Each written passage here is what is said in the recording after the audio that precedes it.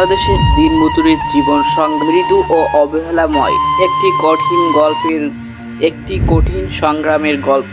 দিনমজুরের জীবন প্রতিদিন ভোর থেকে সন্ধ্যা ৬টা পর্যন্ত অগণিত মানুষের জীবন গড়ে তোলেন যারা, তারা হলেন আমাদের দিনমজুরি।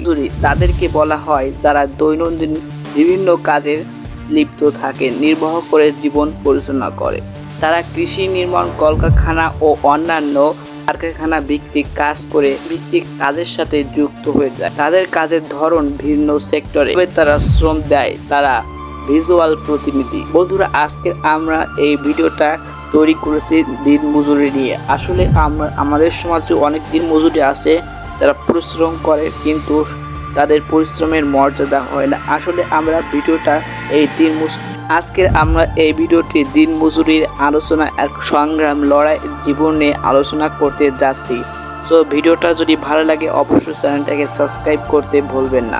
একজন ঘুম থেকে উঠে কাজের জন্য প্রস্তুত নিচ্ছে, রান্নাঘরে চা তৈরি হচ্ছে, পরিবারের সাথে কিছু মুহূর্তের আলোর ফোটার আগেই শুরু হয় তাদের দিন। জায়গায় পৌঁছানো তাদের জন্য প্রতিদিনের চ্যালেঞ্জিং। মজুরিরা বিভিন্ন কাজ করছে, যেমন জমিতে কাজ করছে, ভবন নির্মাণ করছে, রিক্সা চালাচ্ছে। তাদের কাজের কঠোরতা, পরিশ্রম এবং ঝুঁকিপূর্ণ দেখা যাচ্ছে। প্রতিদিনের কাজ, অবিরাম পরিশ্রম, জীবনের টিকে থাকার সংগ্রাম। কাজের ফাঁকে কিছুটা বিশ্রাম, সহজ সত্তা খাবার এবং সহকর্মীদের সাথে মজার কিছু গল্প। সামান্য বিশ্রামের সাথে ক্লান্ত দেহ, কিন্তু পরবর্তী কাজে ফিরে যেতে হয় তাদের তাড়াতাড়ি। কাজ শেষে তারা বাড়িতে ফেরে দেওয়া রাতের সামান্য খাবার আর প্রস্তুত। দিনের কাজ শেষে ক্লান্ত দেহ নিয়ে ফিরে আসেন ছোট্ট ঘরে। সেখানে তাদের জন্য অপেক্ষা করে আরও একটি সংগ্রাম। বাংলাদেশে প্রায় 20 থেকে 30% দিনমজুরি রয়েছে। এখানে কর্মসংস্থান থেকে 20 থেকে 30% যদি দিনমজুরি থাকে, আর তাদের অক্লান্ত পরিশ্রমের মাধ্যমে আমাদের দেশটা গড়ছে। তারা যদি কাজ না করতো, ভাবুন একবার, এত ইট বা এই বাড়ি, দালান ঘর কারা করত? তাদের অক্লান্ত পরিশ্রমের মাধ্যমে এত সভ্যতা ধীরে ধীরে তৈরি হচ্ছে। প্রযুক্তি, টেকনোলজি সহ বিভিন্ন দেশের অবকাঠামো এই দিনমজুরির জন্যই কিন্তু তৈরি হচ্ছে। বাংলাদেশে মোট সংখ্যার বড় একটি অংশই কিন্তু দিনমজুরি। এরা কিন্তু দৈনন্দিন জীবন পরিচালনা করে এবং দিনে 3 থেকে 600 টাকা পর্যন্ত তারা বেতন পায় এবং খুবই কষ্টের মাধ্যমে তারা জীবন পরিচালনা করে থাকে। তাদের পরিবার মৌলিক চাহিদা মেটানোর জন্য যা অনেক কষ্টের হয়ে দাঁড়ায়। এই আয় দিয়ে তাদের পরিবারের মৌলিক চাহিদা মেটানো খুব কঠিন। জীবনের অনেকটা প্রয়োজনে তাদের বিভিন্ন বাধা প্রতিবন্ধকতার মধ্য দিয়ে চলতে হয়। আমাদের সভ্যতা বুঝতে চায় না যে দিনমজুরি ছাড়া যে আমাদের অর্থনৈতিক সচল রাখা সম্ভব না। তারা বিভিন্ন গুরুত্বপূর্ণ সেক্টরে কাজ করে দেশের উন্নতির অবদান রাখছে।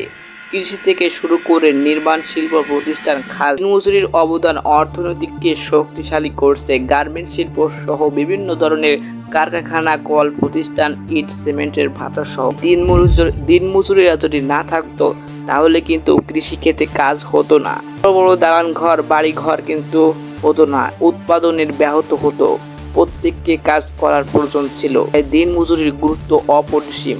তাদেরকে বাদ যদি দেওয়া যায়, তাহলে কিন্তু পুরো দেশ না, পুরো পৃথিবীটা টিকে থাকবে না। প্রতিটি দেশেই দিনমজুরি রয়েছে, তা পার্সেন্টেজ তুলনায় কম এবং বেশি। তবে বাংলাদেশের তুলনায় দিনমজুরির সংখ্যা একটু বেশি, যেখানে 20 থেকে 30% দিনমজুরি রয়েছে, যা বৃহৎ একটি আয়তনের সংখ্যা বলা যায়। পরিশ্রম করে তাদের জীবন পরিচালনা করতে হচ্ছে। বিভিন্ন সুযোগ সুবিধা তাদেরকে অব্যাহত করা হচ্ছে। তাদের বিভিন্ন কার্যক্রম, সুযোগ সুবিধা থেকে বঞ্চিত করা হচ্ছে। তাদেরকে ছোট নজর দিয়ে দেখা হচ্ছে, কারণ তারা দিন আনে দিন খায় এবং দিনমজুরি হিসেবে তারা লিপিবদ্ধ। আসলে আমাদের তাদেরকে সম্মান জানানো উচিত যে তারা কাজ করে এবং তাদের জন্যই বাংলাদেশ সহ পুরো পৃথিবী বর্তমানে টিকে আছে এবং তারাই সভ্যতার বিলীন ঘটছে।